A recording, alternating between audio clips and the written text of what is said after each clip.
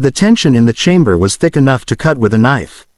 Elizabeth Warren had been building her case for weeks, her speeches fiery, her tone relentless, her eyes fixed on the podium as if the very fate of the country depended on this moment.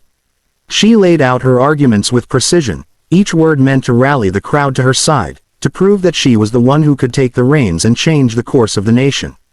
Cameras flashed, reporters scribbled furiously, and a low hum of murmurs filled the room. But across from her, Trump sat back in his chair, arms folded, a faint, knowing smile playing on his lips. It wasn't the expression of a man under attack, it was the look of someone waiting for the perfect moment to strike. And when he finally leaned forward, clearing his throat, the entire room fell silent, knowing that whatever he said next would either crumble her momentum, or end it entirely. Warren's gaze flickered toward him, just for a split second, and that was all he needed. He leaned into the microphone, his voice low at first, almost conversational, but every syllable carried through the room with sharp clarity. "You see, Elizabeth," he began, his tone laced with the kind of calm that only comes from someone absolutely certain they're about to win, "it's not about taking over. It's about delivering results." The words seemed simple, almost harmless, but the effect was immediate. A ripple of reaction passed through the crowd, journalists shifting forward in their seats, sensing a shift in momentum. Trump wasn't launching into a long defense or a counter-argument, he was stripping her narrative down to one undeniable point.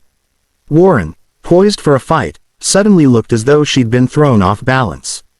Her lips parted as if to respond, but he didn't give her the chance. His pause was deliberate, letting the weight of his statement settle before he prepared to drop the line that would make headlines for days.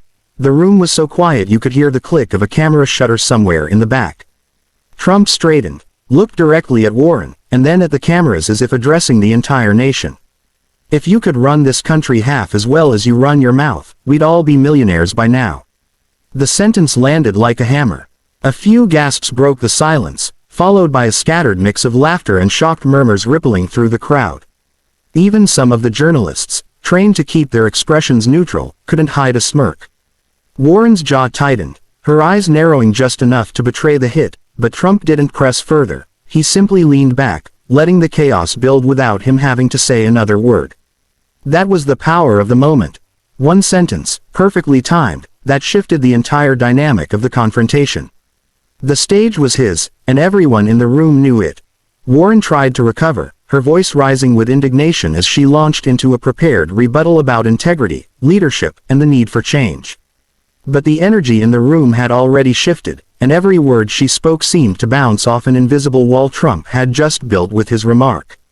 Reporters were still scribbling notes, whispering to one another about the punch he'd landed, and social media feeds were already lighting up with clips of the exchange. Cameras caught Trump sitting back with that familiar look of satisfaction, half smirk, half challenge, as if daring her to find something sharper to throw back. The more she spoke, the more it felt like she was fighting uphill, her arguments technically sound but drained of impact. In political theater, timing is everything, and Trump had just proven once again that a single line, well delivered, could dismantle an entire speech before it even began. By the time the segment wrapped, it was clear the momentum was no longer hers. The audience's reaction lingered in the air, a mix of laughter, surprise, and that awkward buzz that follows an unexpected knockout moment. Warren forced a smile, but her eyes betrayed the frustration of someone who knew the clip would be replayed endlessly, not for her points, but for his one devastating sentence. Trump, meanwhile, stood and adjusted his jacket with casual ease, exchanging a few words with the moderator as though nothing monumental had happened. Outside the venue, reporters were already lining up for on-the-spot reactions, and even some of Warren's supporters admitted privately that she'd been outmaneuvered. Politics can be brutal, but in this arena, perception often outweighs policy, and on that day, perception had decisively chosen its winner. As the footage hit social media, the exchange exploded across every platform. Clips of Trump's one-liner were turned into memes within minutes, and hashtags mocking Warren's attempt began trending worldwide. Cable news shows played the moment on loop, each commentator dissecting not just the words but the tone, the delivery, and the visible shift in the audience's energy. Even late-night comedians jumped in, weaving the moment into their monologues. For Warren's team, the damage control scramble was immediate, drafting statements, pushing talking points, and trying to reframe the narrative, but the momentum was already gone. In politics, viral moments have a way of becoming shorthand for an entire campaign, and this one had all the makings of a defining moment, etched into the public consciousness long after the debate stage lights dimmed. Behind the scenes, aides on both sides described a starkly different mood. Warren's camp was tense, her advisors urging her to pivot quickly and avoid letting the viral clip define her leadership image. They knew the optics of being verbally outmaneuvered by Trump, especially in such a public, unfiltered way, could stick with undecided voters. Meanwhile, Trump's team was in celebration mode, with staffers high-fiving, drafting fundraising emails, and pushing the clip to every news outlet willing to run it. Donors responded almost instantly, pledging support and praising the performance as vintage Trump. What made it even more potent was that it didn't feel rehearsed. The remark came across as a spur-of-the-moment strike, which gave it an air of authenticity. In the rapid-fire world of political perception, authenticity is gold, and Trump had just mined a vein of it in front of millions. By the following morning, the political talk shows were ablaze with replays of the moment, slowed down, dissected, and analyzed from every possible angle. Conservative commentators lauded Trump's brevity and bite, calling it a masterclass in rhetorical precision, while progressive pundits scrambled to contextualize Warren's stumble, insisting the issue at hand was far more nuanced than a one-liner could capture. Social media only amplified the divide. Hashtags supporting Trump's takedown trended alongside those defending Warren's intentions. Yet, even in circles that opposed him, some grudgingly admitted that his delivery had been devastatingly effective. For Warren, the challenge now was not just policy defense but narrative control, a battle she would have to fight while Trump basked in the glow of a political moment that, for better or worse, had already cemented itself in the campaign's history. Behind the scenes, Warren's campaign team went into crisis mode, holding late-night strategy sessions to craft a response that could blunt the viral damage. Advisors debated whether she should confront Trump directly in a fiery rebuttal or pivot back to her policy platform, avoiding further entanglement in a war of words she might not win. Meanwhile, Trump's camp capitalized on the momentum, churning out fundraising emails and merchandise emblazoned with the exact sentence he had used to dismantle her argument.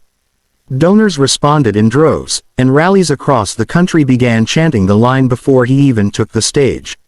The more Warren tried to shift the conversation, the more it seemed to circle back to that one, unshakable moment, proof that in modern politics, perception could eclipse substance in the blink of an eye.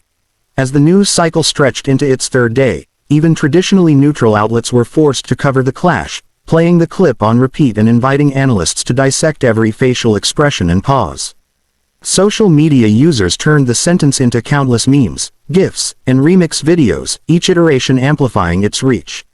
Late-night comedians worked it into their monologues, ensuring that the exchange reached audiences far beyond the typical political sphere. For Warren, the constant replay became an inescapable shadow over her campaign events. Questions from reporters often veered back to Trump's remark rather than her policy proposals. The more she attempted to regain control of the narrative, the more it slipped through her fingers, leaving her with a dilemma: ignore the attack and risk seeming weak, or fight back and risk feeding the very fire that threatened to consume her message.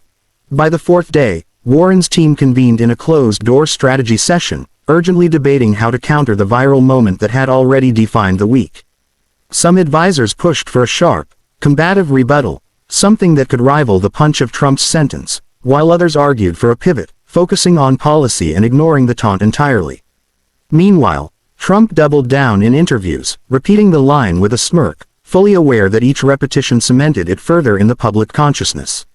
His supporters began chanting it at rallies, creating a call-and-response moment that drew thunderous applause. The phrase wasn't just a political jab anymore. It had morphed into a rallying cry, a symbol of his ability to dominate the conversation.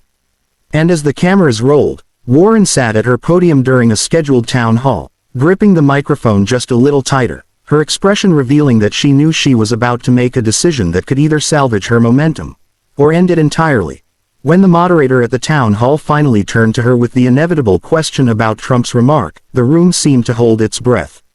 Warren leaned forward, offering a tight smile that didn't quite reach her eyes, and began with a calm but deliberate tone. "I'm not here to trade insults," she said, scanning the audience as if searching for allies among the sea of faces. But then, in a subtle shift, her voice sharpened. When someone tries to reduce our democracy to a punchline, it's not just me they're mocking, it's you.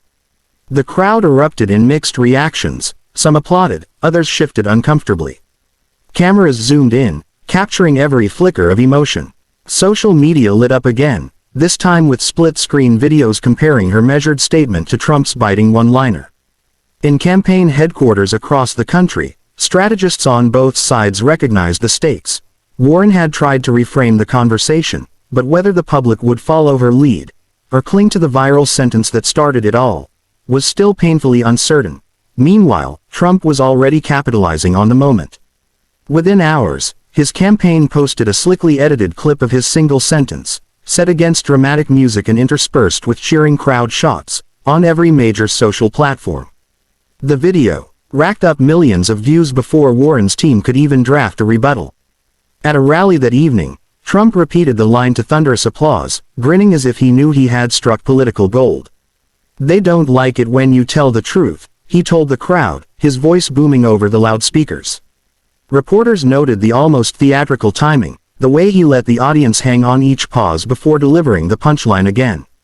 For Warren, the challenge was no longer just defending her policy positions, it was clawing back attention from a moment so concise, so easy to share, that it risked defining the entire exchange. In the relentless churn of the news cycle, one perfectly timed jab had the power to eclipse months of careful campaigning. Warren's advisors scrambled in a nearby conference room, poring over polling data and social media trends that were turning sharply against her. One aide suggested releasing a detailed policy video to remind voters what's at stake, but another shot back that no one was going to watch a 12-minute explainer when Trump's one-liner was already looping endlessly on TikTok.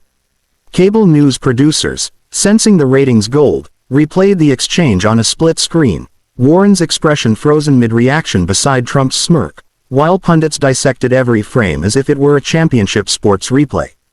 In progressive circles, there were calls for Warren to hit back harder, to craft her own viral moment that could outshine his. But time was slipping away. Every hour that passed without a strong counterpunch allowed Trump's words to harden into public memory, transforming what could have been a fleeting embarrassment into a lasting political wound.